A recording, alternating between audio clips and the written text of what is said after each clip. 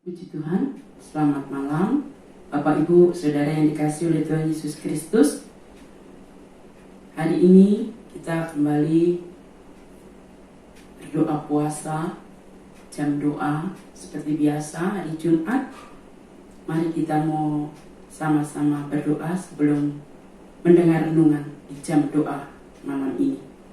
Terima kasih Tuhan buat segala kebaikan-Mu yang sudah memimpin, menolong, menjaga, memberi kekuatan kepada kami, jemaat-Mu, sehingga hari ini kami kembali bersekutu satu dalam doa seluruh jemaat-Mu GPD Peniel Pondok Maharta untuk menaikkan doa kepada Engkau, karena kami tahu berdoa itu penting bagi kami orang percaya.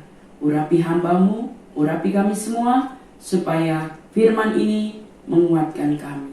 Dalam nama Yesus kami berdoa. Amin. Puji Tuhan. Saya berikan judul firman pada jam doa ini adalah doa tanda tanya penting, ya.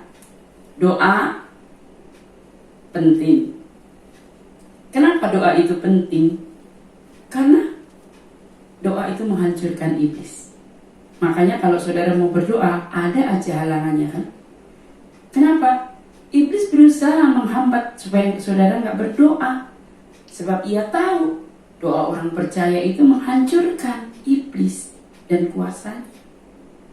Apalagi ketika umat Tuhan berdoa dan puasa, saudara, iblis juga berusaha keras untuk menghalangi saudara supaya nggak berpuasa, karena iblis tahu ketika saudara berdoa dan berpuasa, iblis akan dihancurkan. Iblis tidak punya kesempatan untuk menghancurkan hidup saudara. Tapi sebaliknya, doa itu menarik belas kasihan Tuhan turun di tengah umatnya. Nah, malam ini kita akan melihat satu persatu betapa pentingnya doa itu. Tentu nggak semua, ya, hanya beberapa contoh yang saya bacakan. Yang pertama, doa adalah senjata untuk melawan iblis. Itu pasti. Sebab itu, di mana saudara ketemu masalah, persoalan, pertama-tama yang harus saudara lakukan adalah berdoa. Efesus 6 ayat 12, karena peperangan kita bukanlah melawan darah dan daging, tetapi melawan pemerintah-pemerintah, melawan penguasa-penguasa, melawan penghulu-penghulu dunia yang gelap ini, melawan roh-roh jahat di udara. Saudara, peperangan kita bukan melawan manusia, tetapi iblis. Itulah sebabnya kita perlu berdoa. Hanya doa yang bisa mengalahkan roh-roh penguasa-penguasa di udara. Iblis dengan berbagai cara ingin menghancurkan hidup orang percaya. Mungkin dia beri masalah, dia beri penyakit, dia beri persoalan. Tapi kekuatan doa itu sanggup menghancurkan kuasa iblis. Saudara tidak akan kalah oleh tipu seliap iblis. Saudara akan tetap berdiri teguh karena saudara punya Allah yang saudara bisa andalkan. Itulah ketika kita berdoa. Itu yang pertama. Yang kedua, doa adalah cara untuk mendapat sesuatu dari Tuhan. Makanya seringkali kalau misalnya saudara punya anak, atau kita punya teman, atau siapapun, saya pengen beli ini, saya ingin kuliah di sini, pasti jawabannya berdoa. Jawaban orang percaya pasti berdoa. Minta sama Tuhan supaya Tuhan luluskan keinginanmu, cita-citamu, harapanmu. Nah, saudara, di dalam Yakobus 4 ayat 2, kamu mengingini sesuatu tetapi kamu tidak memperolehnya, lalu kamu membunuh. Kamu iri hati, tetapi kamu tidak mencapai tujuanmu. Lalu kamu bertengkar dan berkelahi. Kamu tidak memperoleh apa-apa, karena kamu tidak berdoa.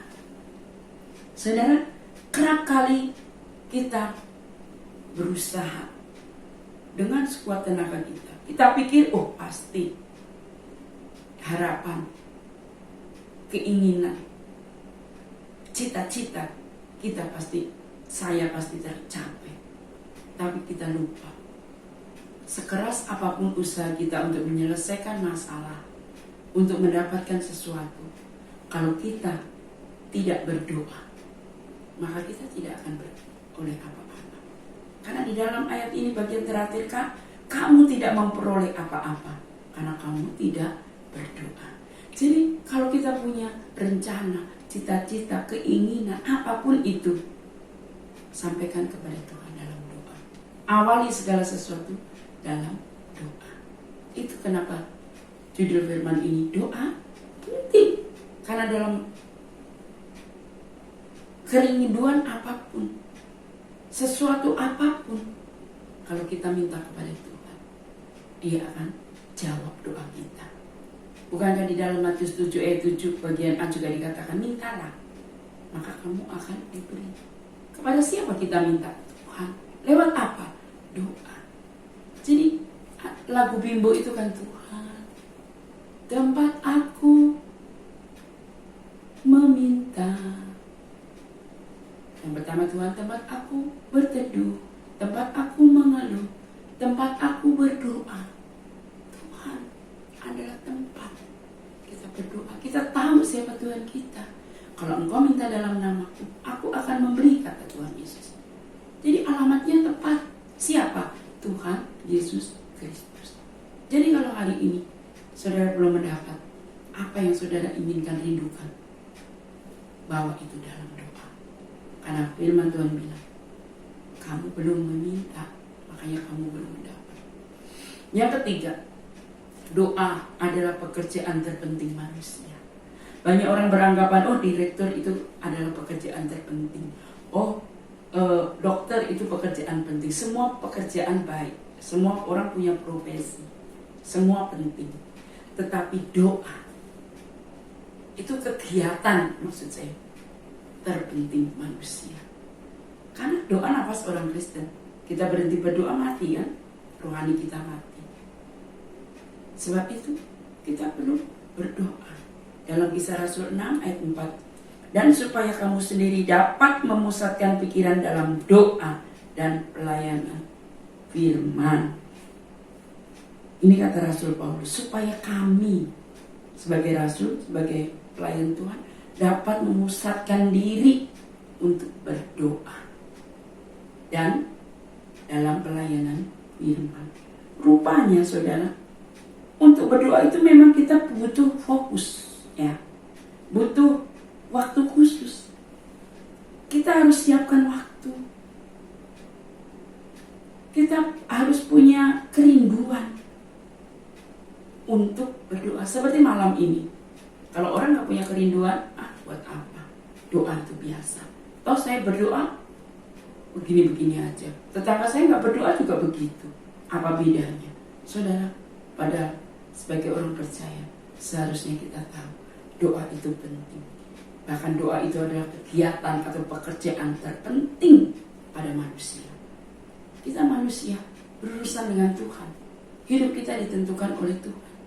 Jadi kita setiap waktu, setiap saat kita perlu Tuhan. Bukankah ada lagu, di luar Tuhan ku tak mampu, di luar Tuhan ku tak maju, bagi kapal terombang-ambing.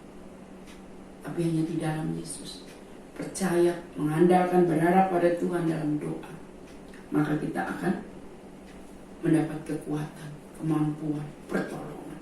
Itu yang ketiga. Yang keempat, doa melepaskan kita dari kecemasan. Ya, jujur, sepanjang corona ini sering kita cemas. Ya, saat kita mendengar, si A kena corona, kita berpikir kita bertemu si A enggak ya kemarin. Lalu ketika pergi ke kantor, was-was. Ternyata ada temennya yang sakit. Lalu di swab. Sementara di swab itu pasti ada kecemasan. Aduh, saya kena enggak ya? Itu wajar. Di dunia ini banyak hal yang membuat kita cemas. Manusia memang punya perasaan was-was normal. Tetapi saudara, kalau kita sudah dihantui, maka kecemasan, kekhawatiran itu justru bisa membunuh kita. Itu yang tadinya gak sakit jadi sakit. Nah, itulah sebabnya Filipi 4 ayat 6 berkata, Janganlah hendaknya kamu khawatir tentang apapun juga. Apapun juga, garis bawahi. Jadi apapun yang membuat kita khawatir, bukan hanya soal makan minum, pakai, rumah, pekerjaan, apapun. Peristiwa ke depan, hari-hari ke depan tidak akan jadi lebih baik. Akan banyak hal yang mengejutkan, goncangan akan makin banyak.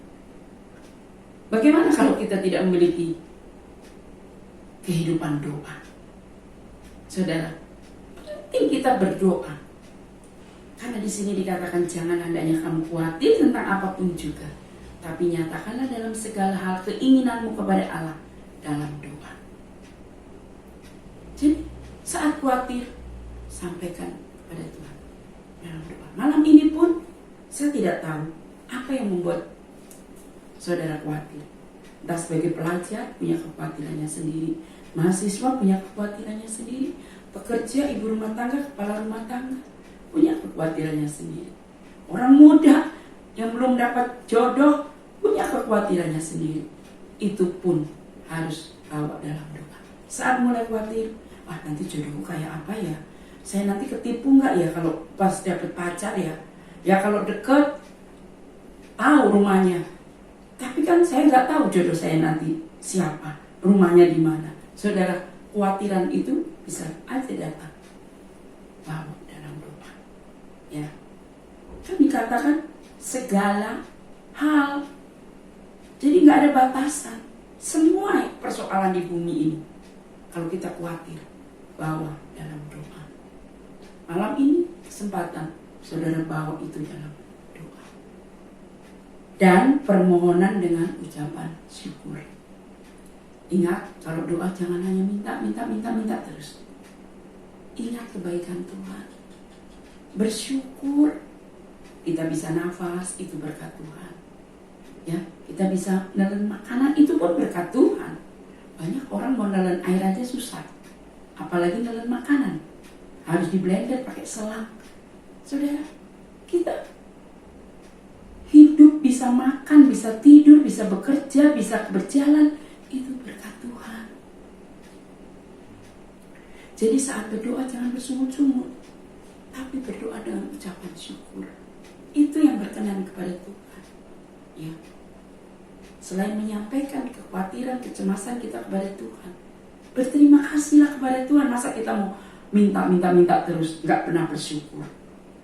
Ingat, kalau kemarin Tuhan sudah menolong, hari ini saya percaya Tuhan juga bisa tolong.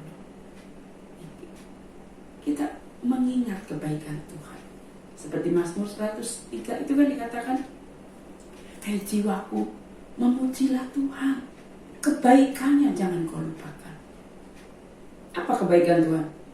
Mazmur jelas katakan, sebab dosamu sudah diampuni, serta penyakitmu disembuhkan. Itu berkat luar biasa.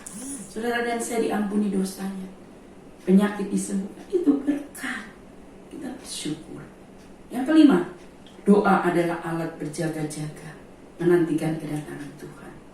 Kedatangan Tuhan tidak selalu yang kedua kalinya. Kita nggak tahu ajal kita. Ya, 5 menit kemudian atau setahun kemudian nggak ada orang yang tahu. Tapi doa itu membuat kita terus berjaga, siap kapanpun Tuhan panggil. Paulus bilang, hidup untuk Kristus, mati keuntungan. Ayat itu berarti siap hidup, siap mati. Kita manusia satu kali pasti mati. Nah, bekal kita apa? Kekekalan, hubungan yang dekat dengan Tuhan, itulah doa.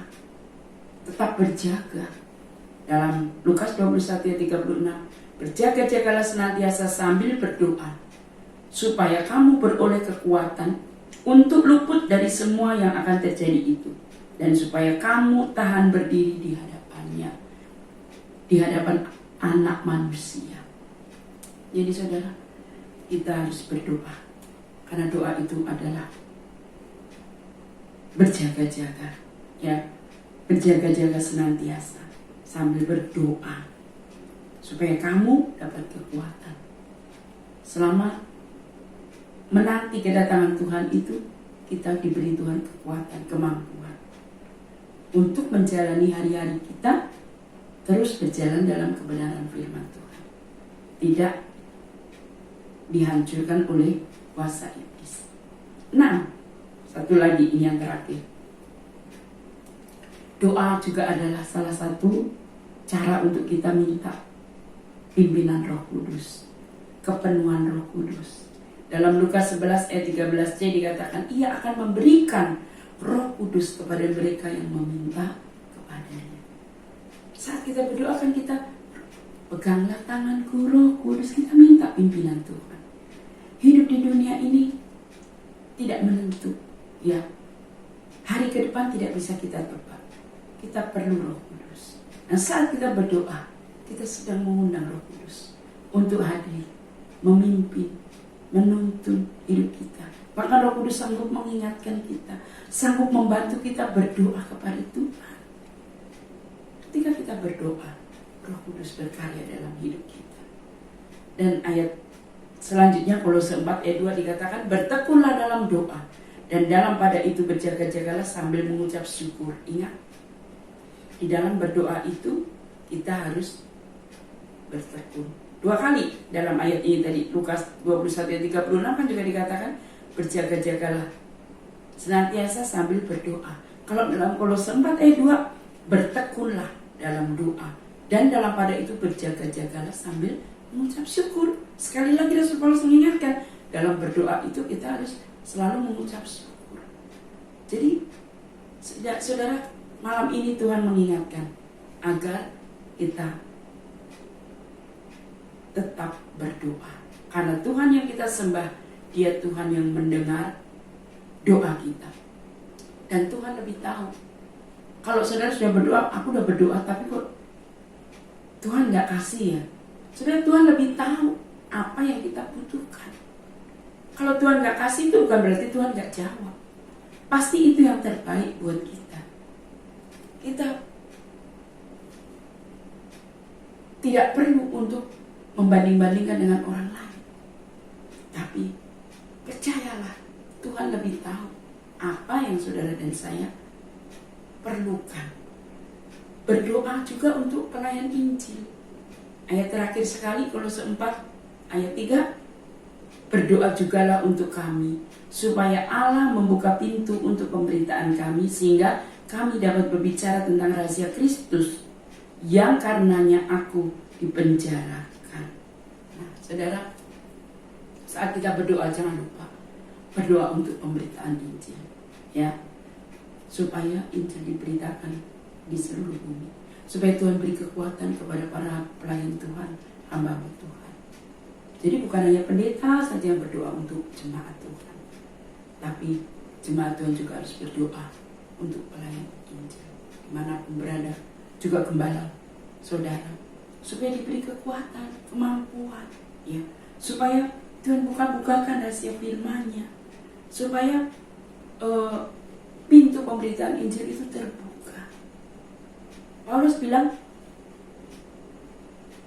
oleh Kristus yang karenanya kami dipenjarakan. Melayani Tuhan itu bukan pekerjaan yang mudah, ya.